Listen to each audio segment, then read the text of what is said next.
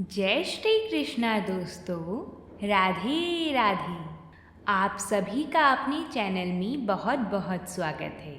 आज से ज्येष्ठ मास शुरू हो गया है। आज से हम ज्येष्ठ मास की कथाओं का श्रवण करेंगे। हम आशा करते हैं कि आप सभी को ये कथाएं पसंद आएंगी, तो वीडियो को लाइक और चैनल को सब्सक्राइब ज़रूर करिएगा और कथा को पूरा अवश्य ही सुनिएगा। तो प्रेम से बोलिए, भगवान श्री हरि की जय हो। ब्रह्मा जी के मरीचि नाम से विख्यात जो पुत्र थे, उनके पुत्र कश्यप हुए। उनकी 13 पत्नियां हुईं। वह सब की सब प्रजापति दक्ष की कन्याएं थीं। उनसे देवता, दैत्य और नाग आदि बहुत से पुत्र उत्पन्न हुए। अदिति ने देवताओं को जन्म दिया और दिति ने दैत्य को तथा दनु ने भयानक दानवों को उत्पन्न किया। ब्रह्मा जी ने देवताओं को यज्ञ भाग का भोक्ता और त्रिभुवन का स्वामी बनाया, परंतु उनके सौतेले भाई दैत्य, दानवों और राक्षसों ने एक साथ मिलकर उन्हें कष्ट पहुंचाना आरंभ कर दिया।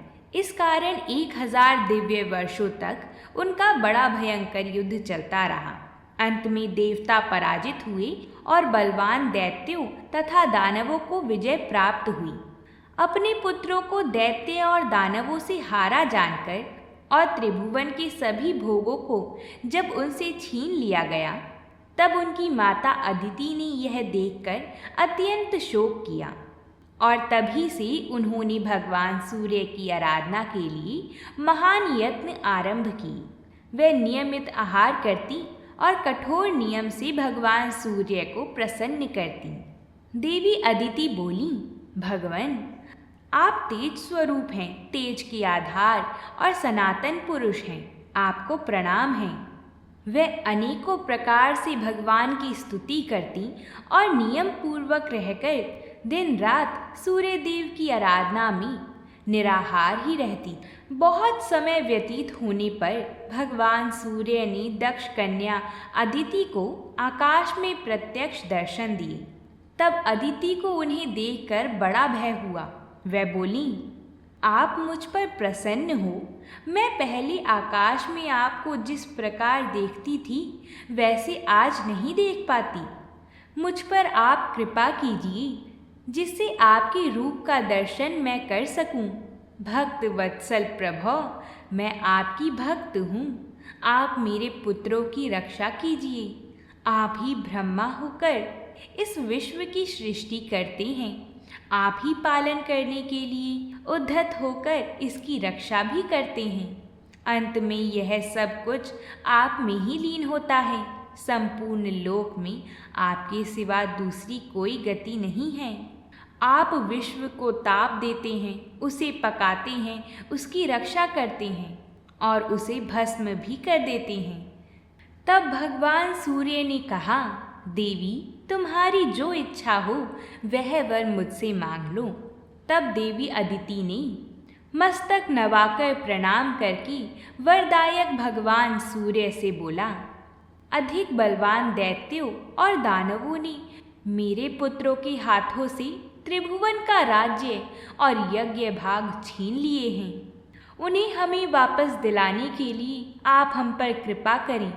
आप अपने अंश से देवताओं के बंधु होकर उनके शत्रुओं का नाश करें। प्रभो, आप ऐसी कृपा करें जिससे मेरे पुत्र पुनः यज्ञ भाग के भोक्ता और त्रिभुवन के स्वामी हो जाएं। तब भगवान सूर्य ने अदिति से प्रसन्न होकर कहा, देवी, मैं अपने सहस्त्र अंशों सहित तुम्हारे गर्भ से अवतीर्ण होकर तुम्हारे पुत्र के शत्रुओं का नाश करूंगा। इतना कहकर भगवान सूर्य अंतर्ध्यान हो गए और अदिति भी संपूर्ण मनोरथ सिद्ध हो जाने के कारण तपस्या से निवृत्त हो गईं। तब देव माता अदिति का गर्भ ठहर गया और कुछ समय बाद वह पुत्र अदिति के गर्भ से प्रकट हुआ। उस पुत्र का नाम मार्तंड पड़ा और वह शक्तिशाली होकर सूर्य के अधिकार का पालन करने वाले हुए। तब इंद्र ने दैत्यों को युद्ध के लिए ललकारा। दानव भी उनका सामना करने के लिए आ पहुँचे। फिर तो देवताओं का असुरों के साथ घोर संग्राम हुआ। उनके अस्त्र शस्त्रों की चमक से तीनों लोकों में प्रकाश छा गया। उस युद्ध में भगवान सूर्य की क्रूर दृष्टि पड़ने सब असुर जलकर भस्म हो गए। तब देवताओं को उनके अधिकार और यज्ञ भाग प्राप्त हुआ। भगवान सूर्य भी अपने अधिकार का पालन करने लगे। तत्पश्चात भगवान सूर्य को प्रसन्न करके प्रजापति विश्वकर्मा ने विनयपूर्वक अपनी संज्ञा नाम की कन्या उनको ब्याह दी। भगवान, आपने आदिदेव भगवान सूर्य की महात्म्य और स्वरूप का विस्तार पूर्वक वर्णन किया। अब मैं उनकी महिमा का वर्णन सुनना चाहता हूँ। तब ऋषि मार्कंडेय जी ने कहा, ब्राह्मण, मैं तुम्हें आदिदेव सूर्य का महात्म्य बताता हूँ, तुम ध्यान पूर्वक सुनो। प्राचीन काल की बात है। दम के पुत्र राज्यवर्धन बड़े विख्यात राजा हुए थे। वे अपने राज्य का धर्म पूर्वक पालन करते थे, इसलिए वहाँ के धन और जन की दिनों दिन वृद्धि होने लगी। उस राजा के शासन काल में सभी लोग स्वस्थ और प्रसन्न रहते थे। वहाँ कभी कोई उत्पात नहीं होता था, कोई रोग नहीं सताता था। राजा ने बड़े बड़े यज्ञ किए और खूब दान भी किया। प्रजा की भली भांति पालन करते हुए उस राजा के 7000 वर्ष ऐसे ही बीत गए। एक दिन उनकी पत्नी राजा के मस्तक में तेल लगा रही थी। उस समय वह राज परिवार को देखते देखते आंसू बहाने लगी। रानी के आंसू देखकर उन्होंने उनसे पूछा, देवी, यह क्या? तब राजा की इस प्रकार पूछने पर उन्होंने कहा, कुछ नहीं। जब राजा ने बार बार पूछा, तब उस रानी ने राजा के बालों में एक सफ़ेद बाल दिखाया और कहा, राजन, ये देखिए, क्या यह मुझ अभागिनी के लिए खेद का विषय नहीं है? यह सुनकर राजा हंसने लगी। उन्होंने रानी से हंसकर कहा, जन्म, वृद्धि और परिणाम आदि विकार सभी जीवधारियों के होते हैं। मैंने तो समस्त वेदों का अध्ययन किया है, हजारों यज्ञ किए हैं, ब्राह्मणों को दान दिया है और मेरे कई पुत्र भी हैं। अन्य मनुष्यों के लिए जो अत्यंत दुर्लभ है, ऐसे उत्तम भोग भी मैंने भोगे हैं। पृथ्वी का भली भांति पालन किया और युद्ध में भली भांति धर्म को निभाया है। और कौन सा ऐसा शुभ कर्म है जो मैंने नहीं किया हो? फिर इन पके बालों से तुम क्यों डरती हो? देखो, मेरे बाल एक जाए, शरीर में झुर्रियाँ पड़ जाएं और ये देह भी शिथिल हो जाए, मुझे कोई चिंता नहीं है। मैं अपने कर्तव्यों का पालन कर चुका हूँ। कल्याणी, पहले बाल्य अवस्था, कुमार अवस्था में तत्कालोचित कार्य किया जाता है, फिर युवा अवस्था में यौवनचित कार्य होते हैं और फिर बुढ़ापे में वन का आश्रय लेना उचित है। मेरे पूर्वजों और उनके भी पूर्वजों ने ऐसा ही किया है। अंततः मैं तुम्हारे आंसू बहाने का कोई कारण नहीं देखता। महाराज की ऐसी बात सुनकर वहाँ उपस्थित अन्य राजा और मंत्रियों ने कहा, महारानी को रोने की आवश्यकता नहीं, रोना तो हम लोगों को चाहिए, क्योंकि आप वनवास जाने की बात ऐसे कह रही हैं। तब राजा ने कहा, मैंने 7000 वर्षों तक इस पृथ्वी का पालन किया। अब मेरे लिए यह वनवास का समय आ गया है। मेरे मस्तक पर जो यह सफ़ेद बाल दिखाई देता है, इसे अत्यंत भयानक कर्म करने वाली मृत्यु का दूत समझो। अंततः मैं राज्य पर अपने पुत्र का अभिषेक करके सब भोगों को त्याग दूंगा और वन में रहकर तपस्या करूंगा। जब तक यमराज के सैनिक नहीं आते, तभी तक यह सब कुछ मुझे कर लेना है। वन में जाने की इच्छा से महाराज ने ज्योतिषियों को बुलवाया और पुत्र के राज्य अभिषेक के लिए शुभ दिन पूछा। राजा की यह बात सुनकर ज्योतिषी व्याकुल हो गए। उन्हें दिन और लग्न का भी ठीक ज्ञान ना हो सका। फिर अन्य नगरों और अधीनस्थ राज्यों तथा उस नगर से भी बहुत से ब्राह्मण आए और वन में जाने के लिए उत्सुक राजा राज्यवर्धन से मिले। उस समय उनका माथा काँप उठा। वह बोले, राजन, हम पर प्रसन्न होइए और पहले की भांति ही अब भी हमारा पालन कीजिए। आपके वन चले जाने पर समस्त जगत संकट में पड़ जाएगा। अंततः आप ऐसा यत्न करें जिससे जगत को कष्ट ना हो। इसके बाद मंत्रियों और सेवकों ने सभी लोगों से मिलकर सलाह की कि अब यहाँ क्या करना चाहिए। राजा राज्यवर्धन अत्यंत धार्मिक थे। उनके प्रति सब लोगों का अनुराग था। इसलिए सलाह करने वाले लोगों में यह निश्चय हुआ कि हम सब लोग एकाग्रचित और भली भांति ध्यान परायण होकर तपस्या द्वारा भगवान सूर्य की आराधना करके इन महाराज के लिए आयु की प्रार्थना करेंगे। इस प्रकार एक निश्चय करके कुछ लोग अपने घरों पर विधि पूर्वक अर्घ्य और उपचार आदि उपहारों से भगवान भास्कर की पूजा करने लगे। दूसरे लोग मौन रहकर ऋग्वेद, यजुर्वेद और सामवेद के जप से सूर्य देव को संतुष्ट करने लगे। अन्य लोग निराहार रहकर नदी के तट पर निवास करते हुए तपस्या के द्वारा भगवान सूर्य की आराधना में लग गए। कुछ लोग अग्निहोत्र करते, कुछ दिन रात सूर्य सूक्त का पाठ करते और कुछ लोग सूर्य की ओर दृष्टि लगाकर खड़े रहते। सूर्य की आराधना के लिए इस प्रकार यत्न करने वाले उन लोगों के समीप आकर सुदामा नामक गंधर्व ने कहा, द्विजवरों, यदि आप लोगों को सूर्य देव की आराधना अभीष्ट है तो ऐसा कीजिए जिससे भगवान भास्कर प्रसन्न हो सकें। आप लोग यहाँ से शीघ्र ही कामरूप पर्वत पर जाइए। वहाँ गुरु विशाल नाम का वन है जिसमें सिद्ध पुरुष निवास करते हैं। वहाँ पर एकाग्रचित होकर आप लोग सूर्य भगवान की आराधना करें। वह परम हितकारी सिद्ध क्षेत्र है। वहाँ आप लोगों की सब मनोकामनाएं पूर्ण होंगी। सुदामा की यह बात सुनकर वह समस्त द्विज गुरु विशाल वन में गए। वहाँ उन्होंने सूर्य देव का पवित्र और सुंदर मंदिर देखा। उस स्थान पर ब्राह्मण आदि तीनों वर्णों के लोग एकाग्रचित होकर पुष्प, चंदन, धूप, गंध आदि से भगवान सूर्य की पूजा और स्तुति कर रहे थे। ब्राह्मण बोले, देवता, दानव, यक्ष, ग्रह और नक्षत्र भी जो सबसे अधिक तेजस्वी हैं, उन भगवान सूर्य की हम शरण लेते हैं। एकमात्र जिन पर इस विश्व की रक्षा निर्भर है, जो कभी चिंतन में नहीं आ सकते, उन भगवान भास्कर की हम लोग शरण लेते हैं। भगवान सूर्य, हम पर प्रसन्न होइए।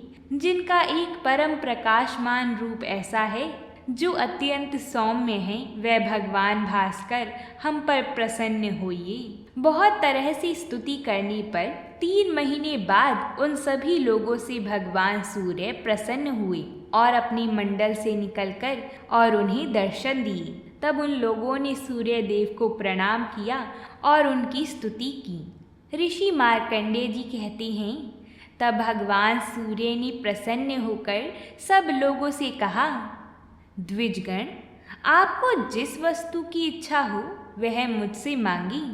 यह सुनकर उन लोगों ने कहा, आप यदि हमारी भक्ति से प्रसन्न हैं तो हमारे राजा राज्यवर्धन को निरोग, शत्रु विजयी, सुंदर केशों से युक्त और स्थिर यौवन वाली होकर 10,000 वर्षों तक वह जीवित रहीं। तब भगवान सूर्य देव ने तथास्तु कहकर अंतर्ध्यान हो गई। वह सब लोग भी मनोवांछित वर पाकर बहुत खुश थी। जब यह बात रानी को पता चली तो रानी बहुत प्रसन्न हुई, परंतु राजा देर तक चिंतन में पड़े रहे। वह उन लोगों से कुछ ना बोली। तब रानी बोली, महाराज, बड़े भाग्य से आयु की वृद्धि हुई है, फिर भी आपको खुशी क्यों नहीं है? तब राजा बोली, कल्याणी, मेरा अभ्युदय कैसे हुआ? तुम मेरा अभिनंदन क्यों करती हो? जब हजार हजार दुख प्राप्त हो रहे हैं, उस समय किसी को बधाई देना क्या उचित माना जाता है? मैं अकेला ही तो 10,000 वर्ष तक जीवित रहूँगा। मेरे साथ तुम तो नहीं रहोगी। क्या तुम्हारे मरने पर मुझे दुख नहीं होगा? पुत्र पौत्र परपौत्र सभी भाई बंधु सब मेरी आंखों के सामने मरेंगे। उस समय मुझे अपार दुख का सामना करना पड़ेगा।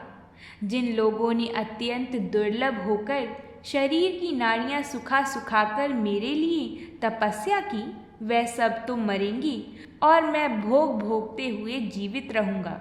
ऐसी दशा में क्या मैं धिक्कार देने योग्य नहीं हूँ? इस प्रकार मुझ पर आपत्ति आ गई है। तब रानी बोली, महाराज, आप जो कहते हैं वह सब ठीक है।